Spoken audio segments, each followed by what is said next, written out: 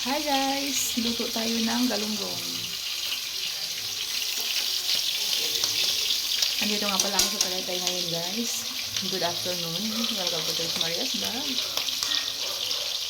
So this video ay nagluluto ako ng wow! Ang sarap ng iniso. Andun si kuya sa bubong naglilinis. Guys, so, ang dami kong linisin Ang dami ng ang tawag dyan? Lumot. Aray. Aray. Tapos, ito. Tuloy na yata. Tuloy na. So, ito yung ulam namin dahil mayroong kaming trabahador. So, ito lang muna yung aking ipapakain sa kanila kasi pararating lang namin. So, marami sanang malunggay pero wala nang oras. Mga gutom na yung mga trabahador namin. Mga gutom na kami. Gutom na din kami.